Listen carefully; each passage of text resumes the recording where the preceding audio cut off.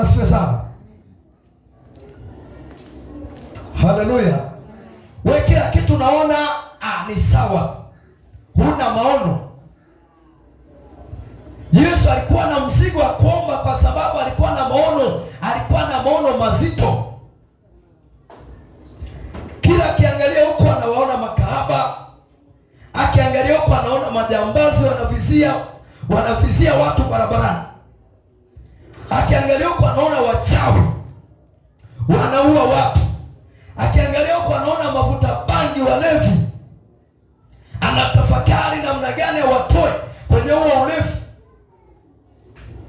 Saa ngapi atakosa mzigo wa kuomba? Bwana Yesu asifiwe sana. Sasa kama na wewe huna hayo maono, huna, kwenye familia yako kumejaa wazinzi na washedati na walevi, lakini huna maono kwamba siku moja Mungu awaokoe, saa ngapi utakuwa na mzigo wa kuomba? Unajiona mimi tu nimetosha, hao wengine watajijua. Ndio maana tu tukikwambia mbona uombe, nakwambia niombee nini? Sina cha kuombea. Yesu atusaidie sana. Kwa hiyo kanuni ya kuomba ni kanuni ambayo Mungu ameiweka na kwa ajili ya faida ya kwetu wenyewe. Kwa hiyo Yesu alikuwa na mzigo, alikuwa amebeba maono mazito ya kukomboa dunia nzima. Mbali na kwamba alijua atakufa, lakini bado alijitoa katika maombi. Akawa anaomba ili Mungu amsaidie, amtie nguvu, amalize mwendo wake wa kumwokoa mwanadamu salama. Kwa maana hata alipobeba ule msalaba akawa anaanguka, anainuka, anaanguka, anasimama tena, kwa sababu alikuwa anaona matokeo ya kile anachokitabikia. Bwana Yesu asifiwe. Bwana Yesu asifiwe. Kwa hiyo kwa nini leo watu hawataki maombi? Unataka kuombewa. Kuombewa ni sawa, ni jambo jema. Haleluya. Lakini zamani tunaona maombezi yaliwahusu sana watu ambao hawajaokoka, wapagani. Ndio tunaona sana kwenye Biblia walifanyiwa maombezi na wakatendewa miujiza. Lakini leo tumekuwa tukipenda kuombewa, tumeokoka na tunapenda sana kuombewa kuliko kuomba sisi wenyewe. Hiyo ni dalili mbaya ya kanisa. Sema Yesu tusaidie. Umewahi kuona mtu kwenye Biblia kwamba aliombewa, alikuwa ameokoka, amejaa Roho Mtakatifu afa akaombewa? Mwahi kusoma ile andiko? Jina la Bwana pekee sana. Walikuwa wanaombea watu ambao wamjui Mungu ili waweze kuamini, na Mungu akawa mwaminifu, akawa anawaponya hapo, wanafunguliwa. Lakini leo maombi ni kidogo, maombezi ni sawa. Penda kuomba mwenyewe. Mwambie jirani yako, penda kuomba wewe mwenyewe.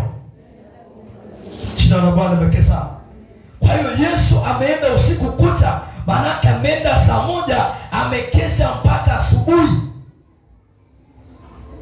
Wakati anachagua wale mitume, alimchagua mmoja anaitwa Yuda, na wakati anamchagua alimjua kwamba ni Yuda atanisaliti. Sio kwamba alimchagua kwa bahati mbaya. Bwana Yesu asifiwe sana. Na alimchagua kwa kusudi. Sasa fikiria wewe hauna hiyo kanuni. Umefikia umri wa ndoa, unataka mwenzi wako, hauna hii kanuni ya kuomba. Utachagua mtu kumbe si sahihi kwa sababu hujaomba. Haleluya. Utachagua mtu kwa akili yako kwa sababu hujaomba. Mwisho wa siku atakuigizia, mkishaingia kwenye kifungo ndio anachanua makucha yake. Unaanza kusema ni majaribu, ni majaribu, kumbe sio majaribu, ulitegemea akili. Sema Yesu nisaidie. akili inadanganya wakati mwingine. Ndio maana katika Mithali 3 anasema mtegemee Bwana Mungu wako kwa akili zako zote, wala usitegemee nini? Akili. Jina la Bwana pekee sana. Akili zina faida, zina kazi yake, lakini kwa habari ya mambo ya kiroho, kwa habari ya mambo ya kimungu, ruhusu Mungu atumie akili yako. Usiipeleke wewe unavyotaka, itakupoteza. Haleluya, watu wa Mungu. Kwa hiyo Yesu alitegemea maombi. Alikuwa ni mtu wa kuomba, anafanya kazi yake kwa maombi, lakini alikuwa ni Mungu. Alifanya hivyo kutufundisha sisi kwamba mambo yetu ya kiroho ama ya kihuduma hawezi kwenda pasipo kuomba. Haleluya. Na hasa sisi ambao tumeokoka, tuna vita. Mungu angekuwa anatufunulia namna adui anavyotusagia meno, namna adui anavyotutafuta, sidhani kama kuna mtu angekuwa analala bila kuomba. Jina la Bwana pekee sana. Unaonyeshaga tu mara unafukuzwa na chui, ile ni cha mtoto. Amina. Ile ni cha mtoto. Mungu anakutahadharisha tu kwamba una vita, lakini liko jeshi kubwa. Sio hiyo chui tu unayoonyeshwa, yako mazito zaidi ya hayo. Kwa hiyo lazima tuamke kwenye usingizi. Haleluya. Kuomba kama unajipenda, swala la kuomba sio la kulazimishwa. Utajilazimisha wewe mwenyewe. Haleluya. Haleluya. Fungua kitabu kile cha Matendo sura ya 4. Matendo sura ya 4 mstari wa 23.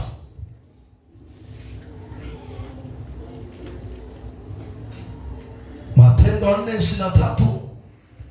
Utasoma hadi 24, utaruka utasoma wa 31. Matendo 4 sura mstari wa 23. Matendo 4 mstari wa 23, utaruka utasoma wa 31. Anasema hata walipofunguliwa wakaenda kwa watu wao, wakawapasha habari ya mambo yote walioambiwa na wakuu wa makuhani na wazee. Nao waliposikia wakampazia Mungu sauti zao. Hebu sema, wakampazia Mungu sauti zao. Anasema kwa moyo mmoja wakisema, Mola, wewe ndiwe Mungu, ndiye aliyefanya mbingu na nchi na bahari na vitu vyote vilivyomo. Luka soma ule wa 31, anasema Matendo 4:31, anasema hata walipokwisha kumwomba Mungu, mahali pale walipokusanyika pakatikiswa, wote wakajaa Roho Mtakatifu, wakanena neno la Mungu kwa ujasiri. Jina la Bwana pekee sana.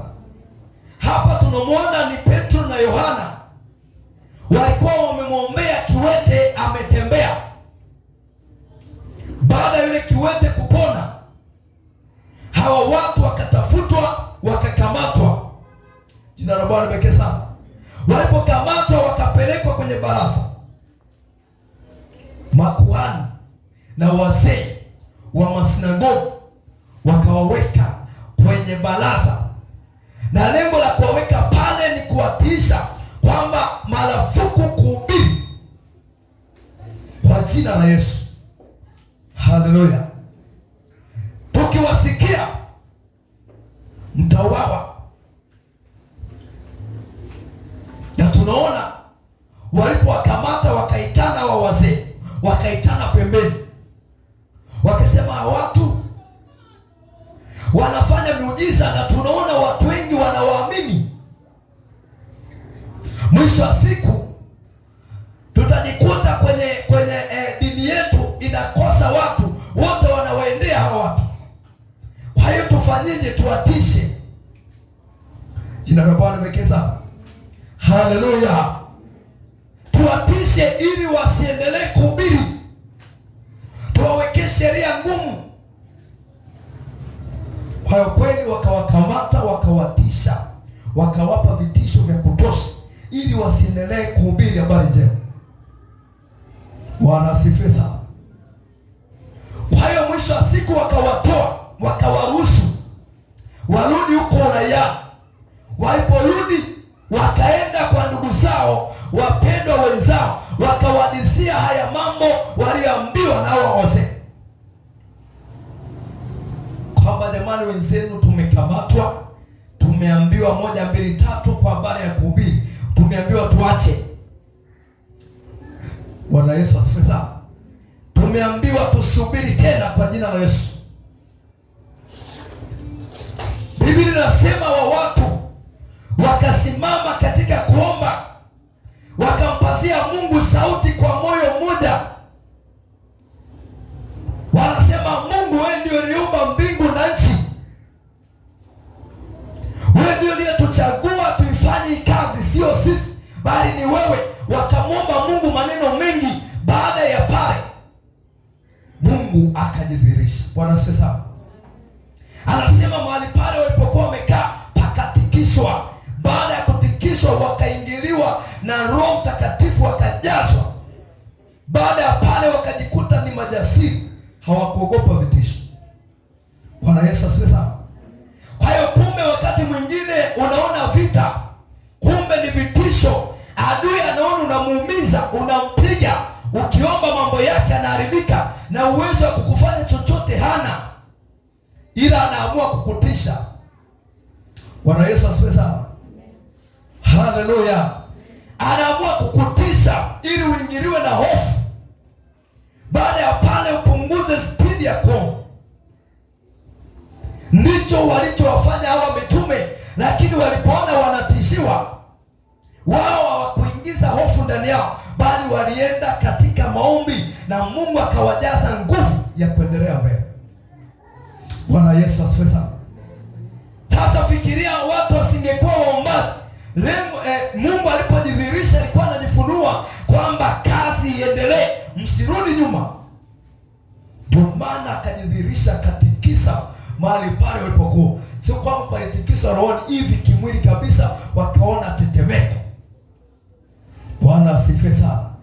Kwa nini walimwita Mungu?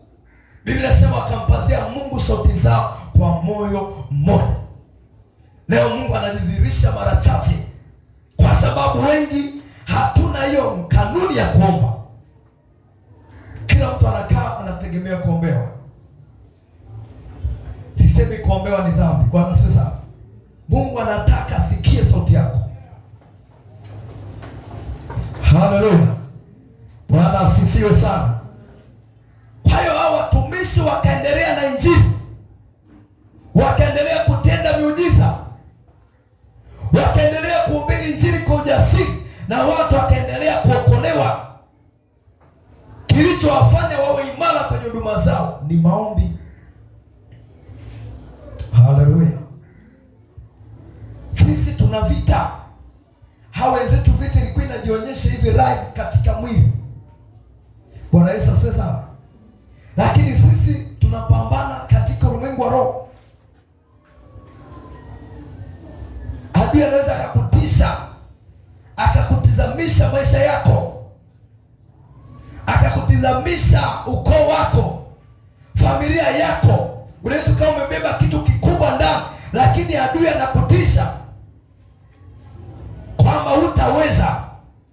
Angalia tu ukoo wako, fuatilia historia ya ukoo wako. Nani aliweza kufanya kitu kama hicho? Jina la Bwana pekee sana. Nani aliweza? Anaanza kukutazamisha vitisho. Lakini hao mashujaa hawakuogopa vitisho. Haleluya. Hawakuogopa. Waliambiwa, tukiwasikia mnahubiri ni mwendo wa bakora, ni mwendo wa kuwatia gerezani, ni mwendo wa kuwaua. Wakaenda mbele za Mungu, na Mungu naye anasemaje juu ya hili? Bwana Yesu asifiwe sana. Ni kweli wakuu wamesema hao makuhani wamesema tumsikie na Mungu anasemaje. Mungu akawaambia, sina neno, ninawapa nguvu, endeleeni na kazi ya Injili. Bwana Yesu asifiwe sana. Kwa hiyo kazi ikaendelea. Kwa hiyo shetani yupo kwa ajili ya kututia hofu. Unapoona adui anakutia hofu, mandake umeshamshinda. Bwana asifiwe sana. Hana uwezo wa kukupiga, ila anakutishia ili upunguze spidi ya kuomba. Mwambie jirani yako usiogope. Mwambie tena usiogope vitisho. Jina la Bwana limetukuka sana. Unataka kuanzisha biashara yako, anakuja na kutisha. Anaanza kukutizamisha, angalia yule jirani pale, amefungua biashara kama ya kwako. Unaona anafanikiwa. Angalia pale, angalia na yeye anafanya kama wewe unavyotaka kufanya, hamna mafanikio. Anaanza kukutizamisha walioshindwa. Usikubaliane na hiyo hali. Amina. Ukipanga kitu kufanya na Mungu amekushuhudia kwamba fanya, usiangalie waliofeli, kwa sababu Mungu wetu hajawahi kufeli. Haleluya. Unaposimama katika maombi vizuri, hakuna kufeli. Maombi ndio ushindi wetu.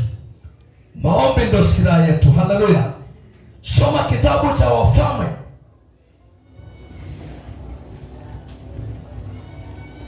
Wafalme wa kwanza sura ya 18.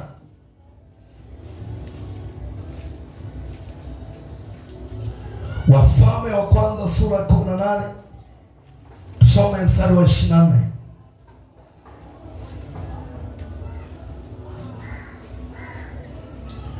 Wafalme wa kwanza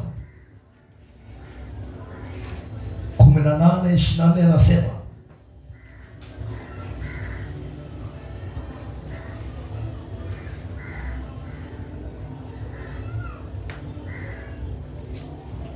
ili tuelewe zaidi tuanzie wa 21 tuishie hapo 24. Mfalme wa kwanza 18 tuanzie pale 21. Anasema, na Elia akawakaribia watu. Na Elia akawakaribia watu wote, akanena, mtasitasita katikati ya mawazo mawili hatarini.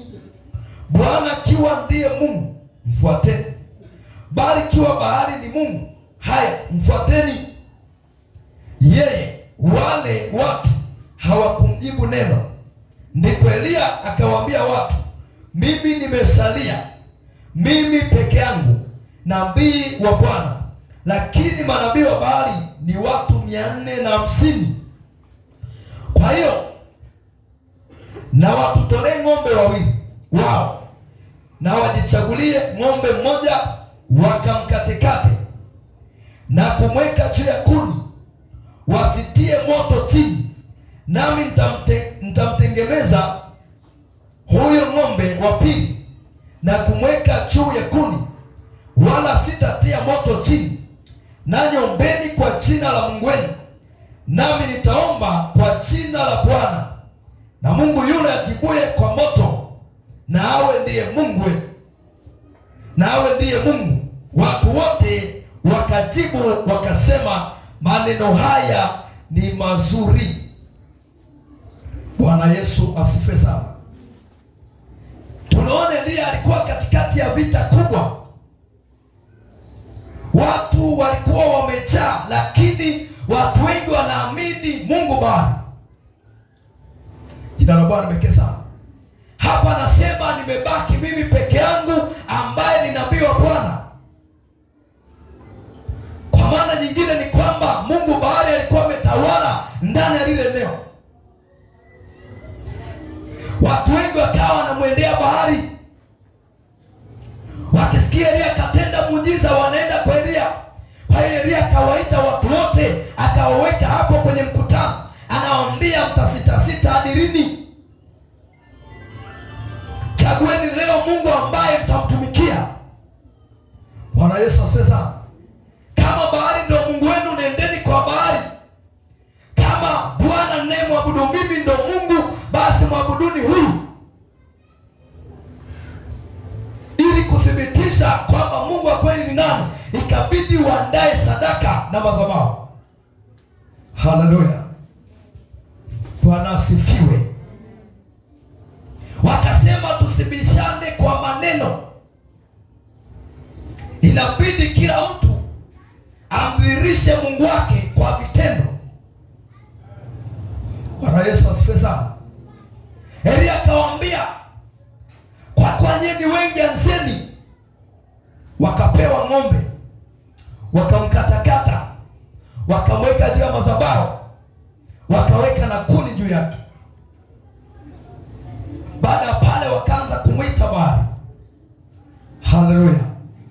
Wakaita toka asubuhi, wanamwita Baali, amenyamaza kimya. Inafika mchana bado anaita Baali, kanyamaza kimya. Bwana Yesu asifiwe sana. Kwa nini walikuwa na ujasiri wa kuingia kwenye haya mashindano? Manake kuna wakati Baali alikuwa na wajibu.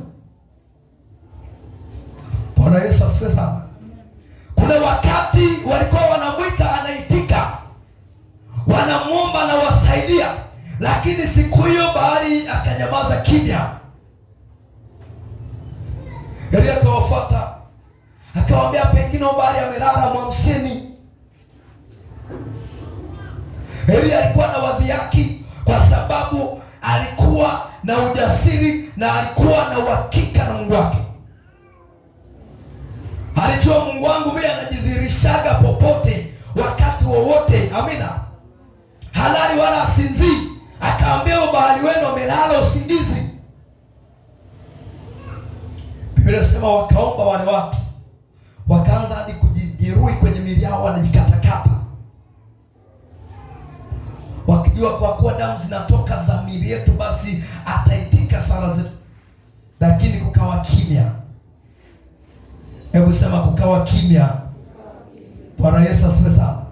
Kuna wakati walikuwa wanamtolea sadaka na jibu, ila siku ya pambano Baali alijiongeza, akaona hako naenda kukutana na Mungu wa Israeli, na huyu Mungu ni moto ulao, nikienda sitarudi salama. Bwana asifiwe sana. Akawaterekeza manabii wake. Mungu wetu sisi hajawahi kututerekeza. Amina.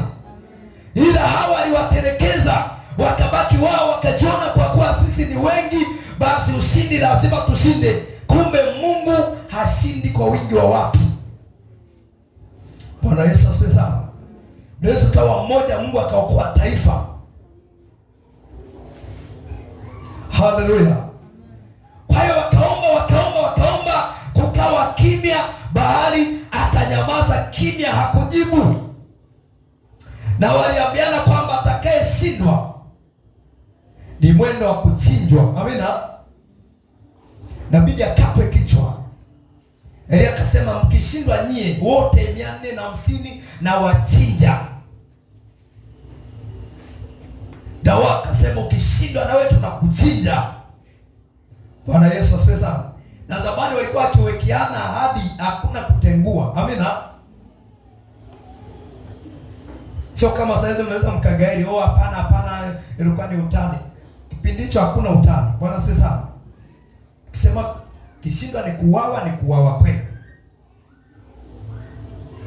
Kwa hiyo ikafika zamu ya Elia, na yeye akaandaa sadaka yake, akatengeneza madhabahu, akaweka ile sadaka juu, akaweka na kuni, tena akamwaga na maji kabisa. Jina la Bwana pekee sana, ili pawe pabichi kabisa, ili kuonyesha uwezo wa Mungu ambaye Elia alikuwa naye. Sema, mwageni na maji, hizo kuni ziwe mbichi. Jina la Bwana pekee sana. Baada ya pale, Biblia inasema Elia akaomba maneno machache. Hebu sema maneno machache. Hakuanza kutoa mijasho kuomba, alitamka maneno machache. Baada ya yale maneno, moto ukashuka. Amina. Ule moto uliposhuka, ukalamba yale maji, ukalamba mavumbi, ukalamba sadaka, watu wote wakasema Mungu Elia ndo Mungu. Bwana Yesu asifiwe sana. Baada ya pale, pressure ikawashika wale manabii. Akauliza, sasa hapa tumekwisha. Na Elia akakumbuka ahadi, akamwambia watu, nisaidieni, kamatieni hao wote, nisogezeni hao. Akawachinja wote 450. Watu wakamtukuza Mungu wa nani? Wa Elia. Bwana Yesu asifiwe sana. Kilichomsaidia Elia ni nini? Ni maombi. Na wewe watu wanakutisha kwa sababu hujawahi kuonyesha uwezo wa Mungu wako. Haleluya. Wachawi wanakutisha kwa sababu hujawahi kuonyesha Mungu wako ni wa namna gani. Mungu wetu anashuka, anajidhihirisha kwa kuomba. Amina, watu wa Mungu. Tumeona matendo pale, wameomba mahali pale walipokuwa pakatikiswa, Mungu akajidhihirisha baada ya kuomba. Tuliona Elia na yeye hapa akamwita Mungu kwa maombi. Baada ya maombi, moto ukashuka ukalamba sadaka. Mahali pengine Ahabu akawatuma watu kumtafuta Elia porini. Tunaona Elia akawa anatamka tu kwamba moto wa Bwana uwashukie. Moto kawa unashuka na walamba wale watu. Jina la Bwana libarikiwe sana.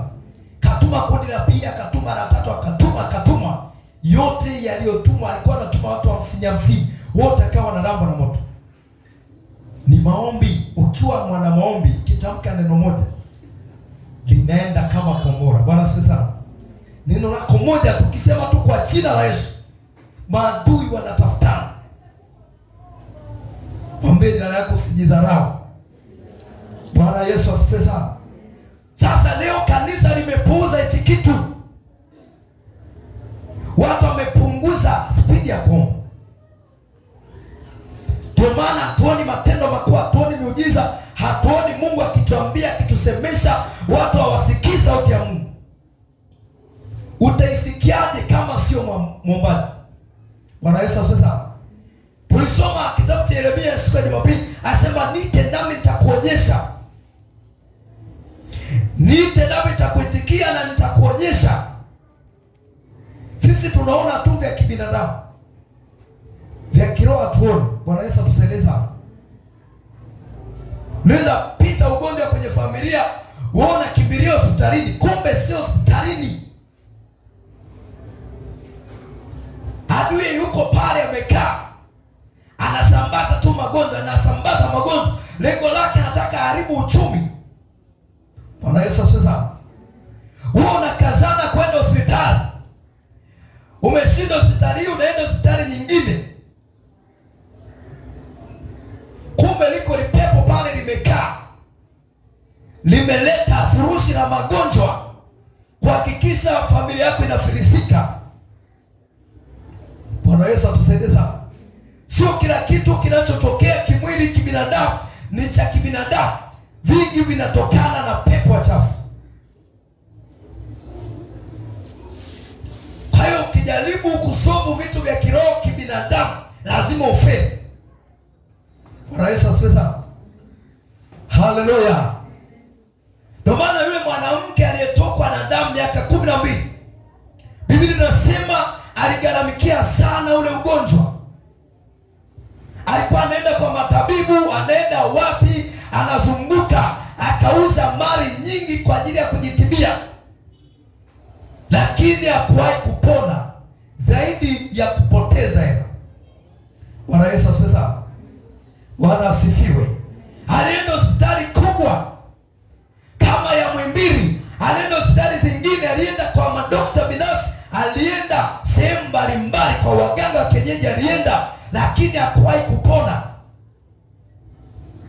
Hela tu zikawa zinaondoka. Bwana Yesu asifiwe sana.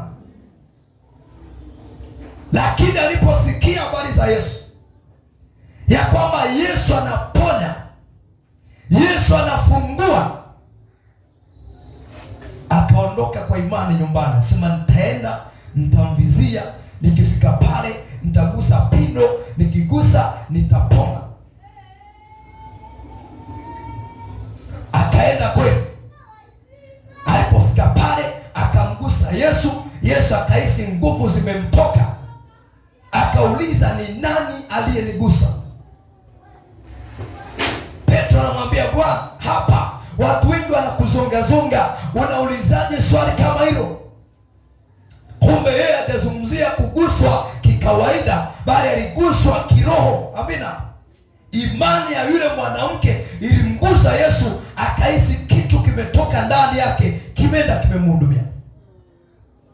Toka pale ugonjwa wake ukakoma. Bwana Yesu asifiwe. Bwana Yesu asifiwe. Bila shaka huyu mwanamke aliwaza vitu vingi baada ya kupona. Bila shaka alitafakari gharama alizopoteza, alafu cha ajabu akaja kupokea bure kabisa bila hela, akawa mzima. Bwana Yesu asifiwe. Haleluya, watu wa Mungu. Kwa hiyo Mungu wetu anaweza, anataka imani yako. Hapo mwanamke alimgusa kwa imani. Maombi yoyote aliyobeba imani ndani yake yanamgusa Mungu. Bwana sasa, yakimgusa Mungu, Mungu anakuhudumia na kupa haja moyo wako. Haleluya, jina la Bwana libarikiwe sana. Kwa hiyo Mungu wetu hajawahi kushindwa. Unaposimama kwenye zamu yako, unaposimama kwenye nafasi yako, Mungu wetu ni mkuu sana. Bwana Yesu asifiwe sana. Kwa hiyo tupo katika dunia ambayo inahitaji sisi ambao tuna imani tuwe na imani kweli. Amina. Ukiwa hapa katikati utaishi maisha magumu sana. Bwana Yesu asifiwe sana. Yaani wewe unasema kwa Yesu 50, kwa shetani 50. Yaani upo hapa katikati, maisha yako yatakuwa magumu sana. Mungu anataka watu ambao kweli wameamua kufuata njia. Hakuna sehemu ambayo ni rahisi. Kwa shetani na kwenyewe ni kugumu, kwa Mungu na kwenyewe ni kugumu vile vile. Bwana asifiwe. Bwana asifiwe. Tena afadhali kwa Mungu ni kugumu, lakini kuna baraka, kuna nyakati za kuburudishwa. Bwana asifiwe. Kwa hiyo hakuna sehemu ambayo ni rahisi. Kwa Mungu ni kugumu, lakini hatima yake ni nzuri, hatima yake ni njema, mwisho wake ni mzuri. Lakini leo watu wanamchagua shetani. Unaona wana majumba mazuri, lakini wanamwabudu shetani. Wana magari ya kifahari, wanatembelea misafara, lakini wanamwabudu shetani. Na wewe mtu wa Mungu unaanza kuwatamani. Una uhakika ni Mungu kawapa? Bwana Yesu asifiwe sana. Tunaona hapa Elia anawaambia watu, kama bahari ndio Mungu, mfuateni huyo. Msianze kuyumba yumba, mara kwa Mungu mpo, mara kwa bahari mpo. Chagueni njia moja. Na watu wote ambao wanafuata njia mbili kufanikiwa ni ngumu. Bwana asifiwe sana. Chagua njia yako moja, nyoka nayo. Amina. Haleluya. Chagua njia moja, tembea nayo hiyo. Na ni njia ya Yesu peke yake. Yeye amesema mimi ndo njia ya kweli, hakuna njia nyingine. Amina.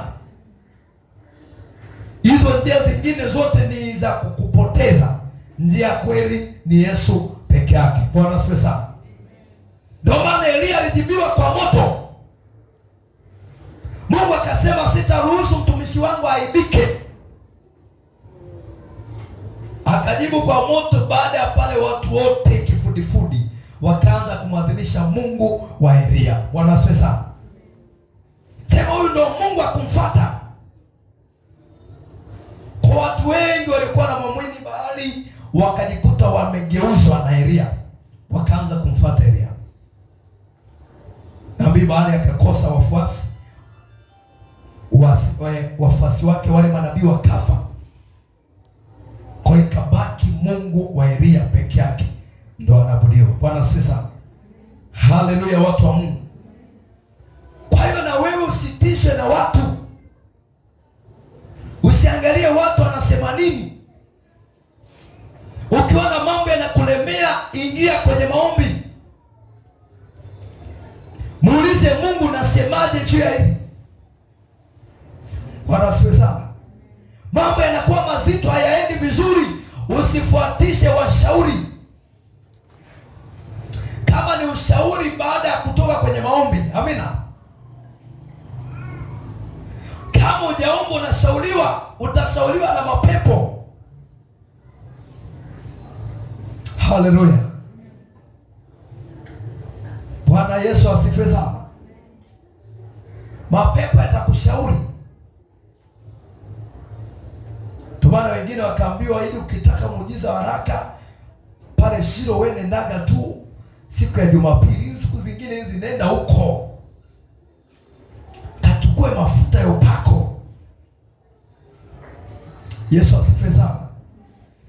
Chukua mafuta ya upako Jumapili tu, ndo unaenda pale Shilo. Wakashauriwa na mapepo.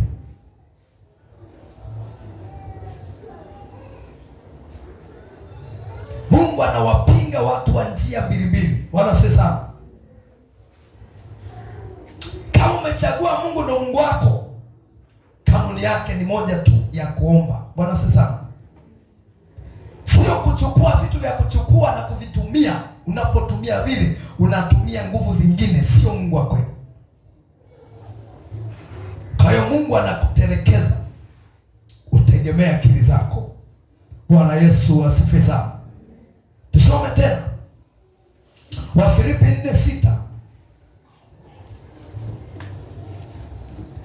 Wafilipi sura ya 4 mstari wa 6.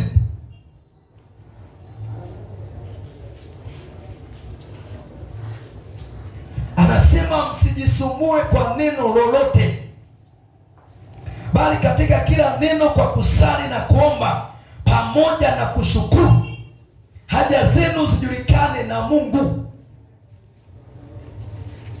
Amesema zijulikane na watu.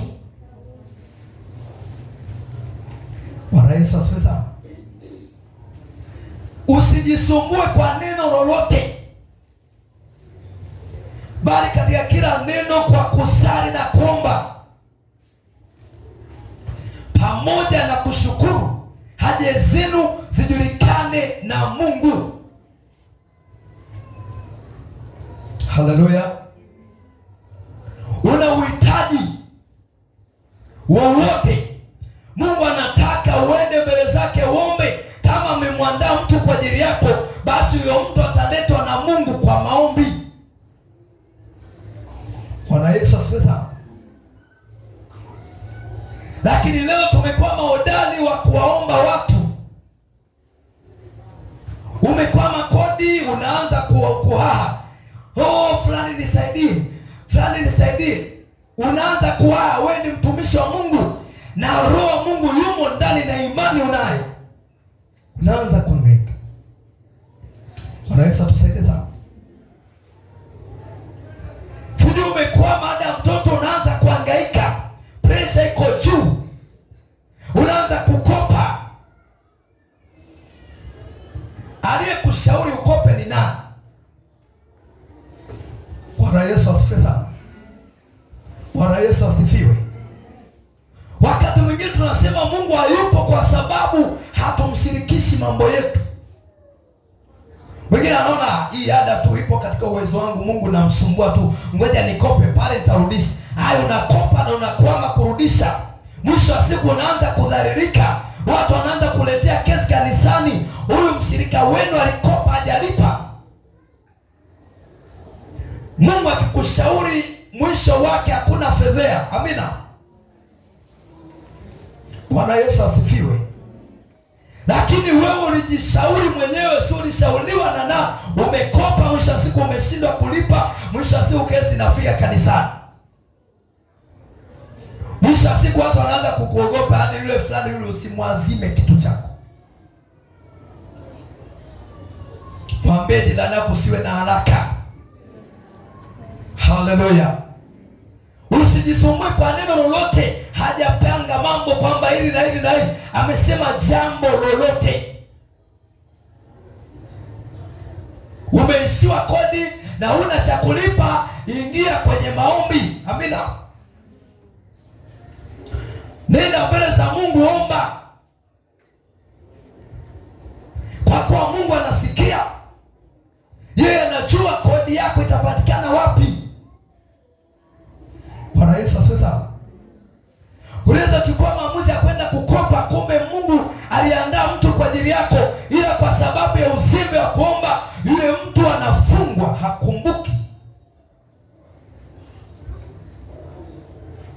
Haleluya.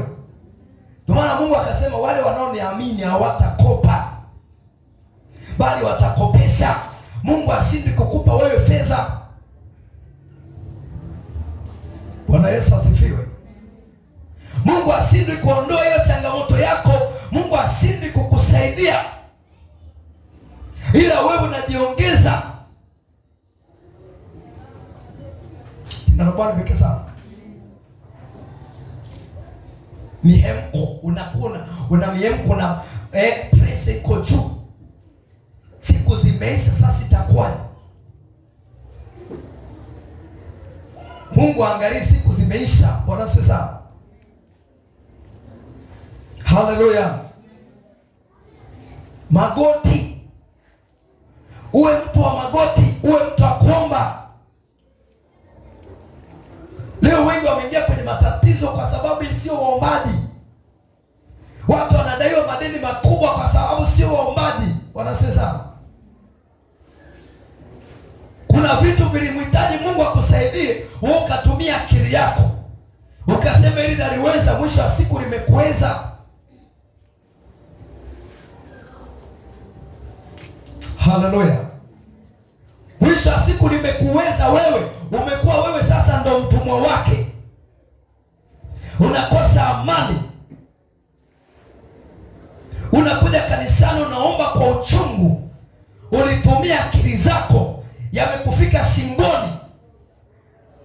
Lakini Mungu hakutaka yafikie huko. Ila kwa sababu sio muombaji, imepelekea amefikia huko. Bwana Yesu asifiwe sana. Kwa sababu sio muombaji, acha kutegemea akili zako.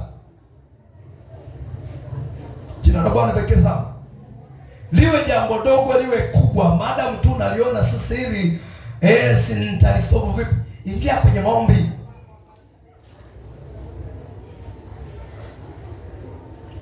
Mungu wetu aliyepita ni mwaminifu. Bwana asifiwe sana. Ameahidi kwamba hata kupungukia hata ukamilifu wa nini? Wa dahari. Sasa wewe unaendaje mbele zake? Unaomba. Baba akapewa somo la haya ni majira ya neema. Wanaoelewa wanaposikia taarifa kama hiyo, daima wanakaa kwenye maombi. Wanasema haleluya. Akipata nafasi akiwa kazini, anaingia kwenye maombi, anaona ni majira yangu ya neema, kupokea neema ya Mungu. Mwingine anaingia kabisa kwenye mfungo. Haleluya. Kama haya majira yasinipite hivi hivi, japo kanisani hawajatangaza kufunga, yeye anafunga kwa sababu amesikia habari njema. Bwana Yesu asifiwe sana. Bwana Yesu asifiwe. Wenye uelewa wa kiroho wanaposikia habari kama hizi, wanachangamkia fursa. Moyo unakosa kutulia, moyo unyamazi, anatamani tu aendelee kuomba, maana ni majira yake ya neema. Bwana Yesu asifiwe sana. Bwana Yesu asifiwe. Lakini mwingine anachukulia tu ni kitu cha kawaida, anaona tu ni kitu cha mchezo, ni kitu cha kawaida. Lakini wengine wanaona hii ni fursa, haachi kuomba. Bwana Yesu asifiwe sana. Tumia fursa ambayo Mungu anakupa. Majira haya ni ya hiki, basi hakikisha unang'ang'ania hapo hapo. Bwana Yesu asifiwe. Usiku unaomba, mchana unaomba, asubuhi unaomba, ili haya majira yakipita, hata Mungu asipofanya nimeomba. Tunaelewana vizuri? Acha uvivu wa kuomba. Mungu anaweza ukaomba leo usijibu leo, lakini yatakufaa kwa majira mengine. Ukiona mtu anapokea vitu dabodabo, wakati mwingine anasema hata sijaomba, na shangaa tu mambo yametokea. Sio kwamba hajaomba, aliwahi kuomba ila amesahau. Bwana Yesu asifiwe. Haleluya. aliwahi kuomba, ila kwa sababu andiki maombi, hajatunza kumbukumbu, amesahau, lakini aliwahi kumwambia Mungu.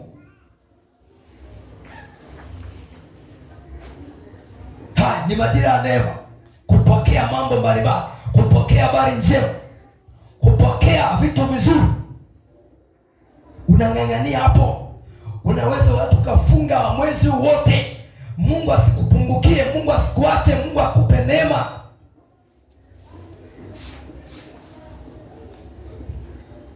Tunapokeaje? Tunaposikia habari kama hizi tunazipokea vipi? Bwana Yesu asifiwe. Wengine ndo haji kabisa na kanisani, analala nyumbani, lakini wanaoelewa, wenye uelewa kiroho wanaelewa haya sio majira ya kukosa ibada. Haya sio majira ya kukosa maombi. Kuna habari njema inaendelea.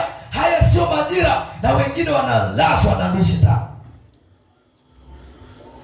anawakamatia huko. Bwana Yesu asifiwe. Kwa hiyo hapa Filipi anatuambia tusijisumbue kwa neno lolote, liwe dogo liwe kubwa. Haleluya! Liwe dogo liwe kubwa, lazima useme na Mungu. Unahitaji la mtoto, sema na Mungu. Useme sasa nimeomba, sasa yatosha, sasa yatosha. Omba mpaka usikie Mungu anakuambia sasa yatosha. Bwana asifiwe. Bwana asifiwe. Kama Mungu hajasema acha kuomba, usiache kuomba. Kuna vitu vya kusema kwa imani, tayari nimeshapokea. Vingine lazima subiri vitokee. Ona, yani uone kwa macho. Bwana asifiwe sana. Ona kweli hapa kimetokea. Vingine ni sugu, vinahitaji wabishi. Bwana asifiwe sana. Haleluya. Vinahitaji waombaji wabishi, wenye maombi ya ubishi ambao hawakubaliani na hali. Amen. Adui anatuonea kanisa la Mungu. Shetani anatuonea kwa sababu hatuombi. Hii ukiamua kuchangamka kuanzia leo kwenye eneo la maombi, mwenyewe utafurahi. Bwana asifiwe sana. Mwenyewe utashuhudia milango ikifunguka mbele yako. Mwenyewe utashuhudia vitu ambavyo vilichelewa vinatokea kwa wakati baada ya kuomba. Bwana Yesu asifiwe sana. Kwenye familia kuna mambo yanaendelea, hayakufurahisha, hayakupendezi, yanakunyima amani. Unaishia tu kuwasimulia watu. Bora uangalia hata na wakuwasimulia wenyewe. Unawasimulia watakwenda kukutangaza kwenye vikao vya umbea.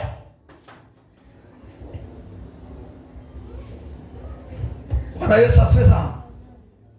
Bora msimulie mtu basi apokee hata mzigo wa kukuombea. Asikia hata mzigo wa kufunga na kuomba kwa ajili yako. Unamsimulia mtu, anaenda kukusimulia, anaenda kusimulia habari zako.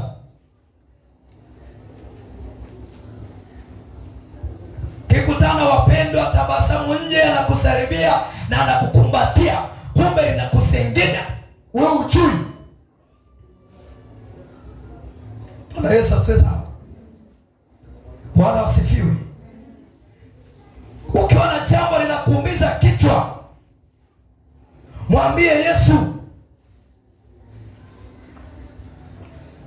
Jambo lolote, amesema neno lolote, lisikusumbue, lisikuumize kichwa. Kila neno, kila jambo kwa kusali na kuomba. Jina la Bwana libarikiwe sana. Lakini maombi pia, nimekuambia pale mwanzo kwamba ili uwe na mzigo wa kuomba, inategemeana kichwani mwako umebeba nini. Wengine future yake ni kula na kunywa na kulala. Bwana Yesu asifiwe. Haleluya. Yale ndio mawazo yaliyojaa kichwani mwake: kula, kunywa, kulala, kununua nguo mpya. Hiyo ndio future anatembea nayo. Mtu kama huyo atakuwa muombaji kweli? Jina la Bwana pekee sana. Na Mungu hawabebeshagi maono watu wa namna hii, wazembe. Waangalie wote ambao Mungu aliwabebesha maono kwenye Biblia kama walikuwa wazembe.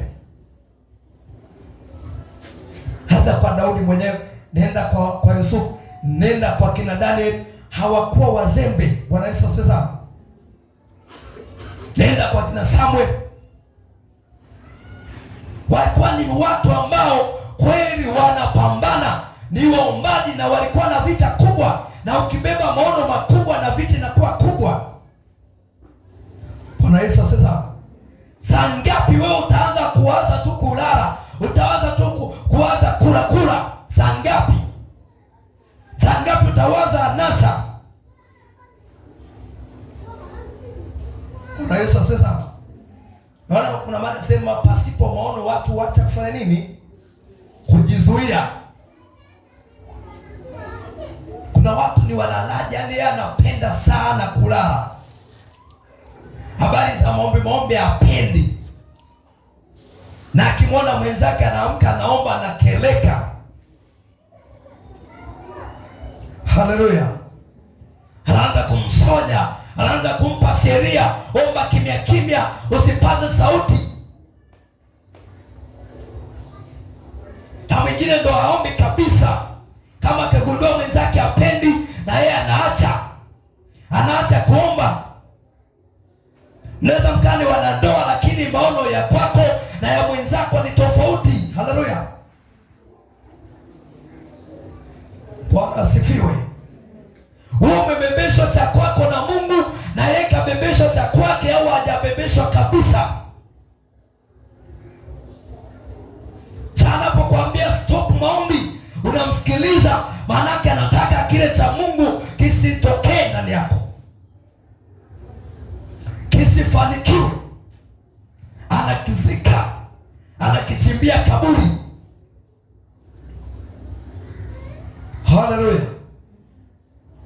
Bwana asifiwe. Pasipo maombi kufanikiwa, sahau. Utaishia kuwahusudu watu. Oh, Mungu, mbona yule hata hasali hana hata imani, lakini amefanikiwa. Mfuate na wewe, kamwombe ushauri. Haleluya. Akupe mashauri anayoyapitia kama utayaweza. Sema Yesu nisaidie. Haleluya. Leo shetani anatuonea. Kwa nini atuonee? Maombi. Amina. Na kwenye maombi hapo ni pamoja na usafi. Kwa sababu wewe tu kama unapiga maombi mengi alafu sio msafi. Bwana asifiwe sana. Mwingine sasa mtumishi, sasa mimi mbona naomba? Haya, jipinde na kwenye usafi. Usafi wa moyo, usafi wa maisha yako binafsi, usafi wa roho yako.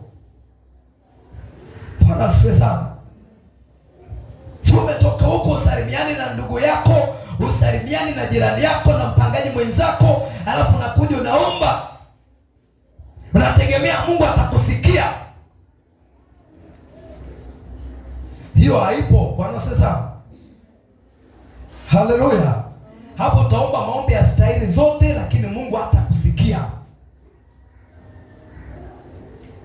Kwa maana anasema hata unapenda kutoa sadaka, ukakumbuka una neno juu ya mtu, iache kwanza sadaka yako, nenda kapatane yule mtu, alafu uje uitoe. Bwana asifiwe sana. Sasa hapo hajasemea kwenye sadaka tu, ni pamoja na vitu vyote ambavyo tunafanya kama tunamfanyia Mungu, vyote, iwe ibada, iwe maombi, iwe kumsifu Mungu, kitu chochote. Kabla hujafanya, ukigundua neno la mtu, Biblia inakwambia kapatane kwanza naye. Amina. Bwana asifiwe. La sivyo utakuwa tu unafurahisha watu, lakini Mungu hajakubaliana na wewe. Mungu hajapendezwa na wewe. Kwa wengi tunaomba leo, lakini maombi hayana majibu kwa sababu ya michanganyo. Haleluya, haleluya. Bwana asifiwe sana. Elia alikuwa safi, alikuwa mtakatifu, na lile zoezi alikuwa jepesi. Amina. Lakini utakatifu wake ndio uliomsaidia kuliko maombi yake. Amen. Ukiwa mtakatifu hutatumia jasho jingi kupambana na shetani. Amina. Bwana Yesu asifiwe. Nampenda Elia. Ukisoma habari zake, mahali pengine tu alikuwa anaamuru moto, shuka walambe wale, hapo hapo moto na shuka. Elisha naye katoka kwenye maombi, kapita mtaani, vijana wanamcheka, "Oh, mzee upala, mzee upala, mzee upala, mzee upala." Wakaanza kumtania kama babu zao waliowazoea. Elia alikuwa na upala. Bwana sasa. Sasa wale vijana wakawa wanamtania. Elisha kaamuru dubu, asema dubu atokee na walalue. Pale dubu akatokea, akawakamata wale vijana, akawajeruhi vibaya, akawaulia kule. Bwana Yesu asifiwe. Bwana asifiwe. Unaona faida hizo za maombi? Unaweza tokewa tu usiku ghafla, unakuta jitu limetokea hapo. Unapokuwa mwana maombi, huhitaji kulia. Bwana asifiwe. Huhitaji kusema Yesu uko wapi? Kwa sababu Yesu unaye, unaamuru tu moto na ushuko kulambe, utaona moto na shuka. Kama sio mwombaji, na utatafuta pa kutokea, pa kukimbilia. Bwana Yesu asifiwe sana. Haleluya. Bwana asifiwe. Shetani yupo kwa ajili ya kututisha. Uwezo wa kutufanya kitu hana. Amina. Uwezo wa kukufanya chochote hana. Ni kama mbwa koko. Sema shetani ni kama mbwa koko. Bwana Yesu asifiwe. Mbwa koko anaweza akawa na sauti hilo, akibweka unaweza ukatetemeka, lakini kumbe ni yoga. Bwana asifiwe. Ukimpisha tu kidogo anakimbia. Shetani ndo alivyo kwa wana wa Mungu. Hana nguvu ya kutufanya chochote, ila anatutisha. Bwana Yesu asifiwe. Kwa kila anayetishika na kamatwa kweli. Kila anayetishika na kamatwa kweli. Kwa sababu unapotishika manake ameshaingiza sumu ndani yako. Bwana asifiwe. Ameshaingiza sumu ya kupozesha ule moto ulionao, unapoa, alafu anakukamata. Sema Yesu nisaidie. Efeso 6.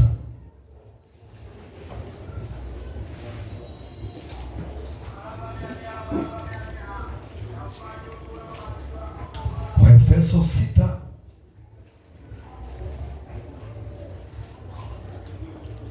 Efeso 6 mstari wa 12. Anasema,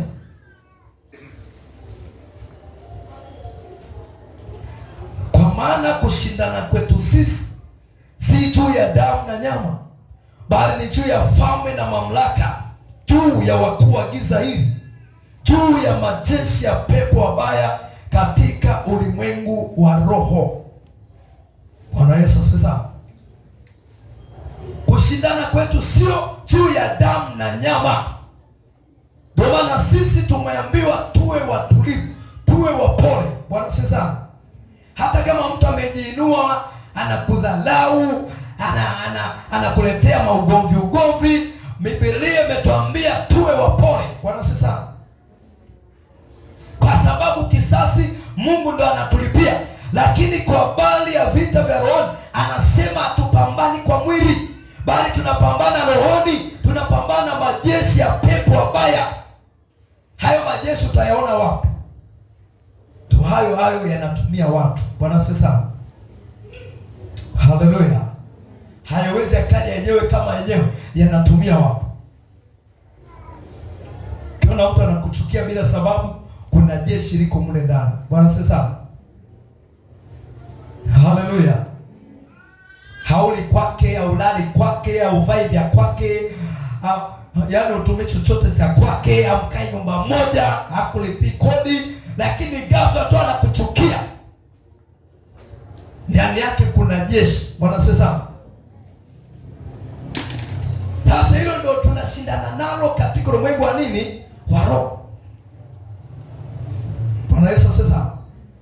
Unakuta anakuchukia, hakupendi tu, ndani yake kuna pepo. Amina. Kama wewe una akili usimchukie. Amina. Ukimchukia na wewe, yale mapepo yatakuingia. Bwana Yesu asifiwe sana. Kwa hiyo akikuingia na wewe, mkikutana tu mnaanza kukunjiana sura, mwisho wa siku mtagombana kabisa. Kwa inatakiwa mmoja hapo awe mwokozi kwa mwenzake, mwenye akili, amsaidie wewe mwenzake kupiga hizo roho. Ila na wewe ukijifanya na wewe unajua, mwisho wa siku moto lazima uwake. Bwana Yesu asifiwe sana. Tawe kushuhudia wana wa Mungu wanagombana, wapendwa, hawasalimiani, hawasemeshani. Alafu tunaposema tuingie kwenye maombi wote tunaomba, Mungu hawezi kujibu hayo maombi. Bwana asifiwe sana. Bwana asifiwe. Mungu hawezi kujibu, unajisumbua, unapoteza muda. Bora usiombe tu. Wanagombana kisa amemnunia, kisa amemchukia. Mtu akikuchukia wewe furahi. Bwana asifiwe sana. Haleluya. Na salamu mpe yenye tabasamu nono. Amina. Unapofanya hivyo unampalia, unazidi kumpalia makaa kichwani pake. Bwana Yesu asifiwe sana. Haya mambo yapo. Sasa unasema mbona naomba? Nimeomba sana. Mungu angalia umeomba sana. Maombi yanaambatana na usafi. Bwana Yesu asifiwe sana. Elia aliomba maneno machache, moto ukashuka. Wewe unaomba masaa 10, masaa 3, lisaa lizima, na moto ushuki, na maadui ndio kwanza wanakuvamia. Haleluya. Huoni matunda ya maombi yako, unapiga maadui ndio kwanza wanaona kama unawapepea na feni. Yesu atusaidie sana. Maombi hayana uzito, maombi hayana upako, maombi hayana moto ndani. Unakuwa una tofauti na wale wa wana kubali. Yesu atusaidie sana. Haleluya. Na wewe ndio wale bora wale wanapandisha hata yale majamaa. Sasa wewe hata upandishi. Jina la Bwana libarikiwe sana. Bwana asifiwe. Wao wananawa, wanajitakasa kwa maji yale ya bomba, wanakuwa wasafi, wanaingia, wakiyaita yanapaa. Sasa wewe maombi yako ni mepesi. Kwanza ni mchafu ndani ya moyo, huna usafi wa moyo, una mambo mabaya unayofanya, ndio maana maombi yako hayana moto. Bwana Yesu asifiwe sana. Kwa ukisema napeleka moto kwenye ngome zao, kule kwenye ngome wanahisi kama kuna kaupepo kazuri kamepita. Kumbe hapo wewe huku unajiamini umepeleka nini? Umepeleka moto. Bwana Yesu asifiwe sana. Bwana Yesu umewapenda umewapenda, umewapendelea, umewapulizia kaisi. Ndio maombi ya mtu mchafu yalivyo kwa mapepo. Amina, amen. Maana hapa wengi wameletwa kwa nguvu ya Mungu, wamefunguliwa maroho. Unakuta anasema si tulimpeleka kanisa fulani, kwa nini amekuja hapa? Tunamuuliza kwa nini ile kanisa hawaombe? Sasa wanaomba, lakini maombi yao ni kama AC. Yesu atusaidie sana. Ukiomba pale yeye anaburudika, yanaenjoy, yanatamani muendelee kuomba. Yaani mashetani yanatamani muendelee kuomba ili muyapepee. Hiyo ikubariki. Bwana sasa. Haleluya. Maombi yanashusha moto. Shetani anatakiwa achukie maombi. Amina. Ndio maana ukijiona unachukia maombi na mapepo, hata kama ulipuki, uanguki, ukiombewa uanguki, una mapepo. Bwana asifiwe. Bwana asifiwe. Ukiwa muombaji, hata tu unapotembea hivi uombi wala nini, unapotembea tu hivi adui anaona ni moto, ni nguzo ya moto inapita. Kwa sababu ukizoea kuomba, hata unapotembea hivi roho yako inaomba hata kama wewe uombi. Bwana Yesu asifiwe. Nikija wazo baya unashangaa, unakemea kwa jina la Yesu. Uko hai. Uko hai rohoni. Ukihisi kitu cha tofauti unakemea kwa jina la Yesu. Uko hai. Yaani roho wa Mungu anakusudia hapa hapa sawa. Ukiwa mwombaji, utakutana na watu mbalimbali na utagundua huyu ni mtu, huyu sio mtu. Jina la Bwana pekee sawa. Utapishana na mtu mwema, utajua ni mwema. Utapishana na mtu mbaya, utajua huyu ni mbaya, sio mtu. Bwana Yesu asifiwe. Lakini leo tumeingia kwenye mitego kwa sababu ya kutokuwa waombaji, na hata kama tunaomba sio wanyofu mbele za Mungu. Amina, watu wa Mungu. Tunaelewana vizuri? Usijisumbue kwa neno lolote. Tusome tena kitabu kile cha Yohana 16:24.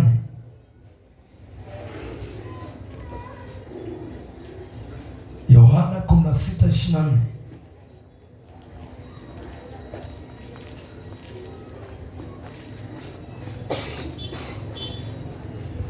Yohana 16:24. Biblia inasema,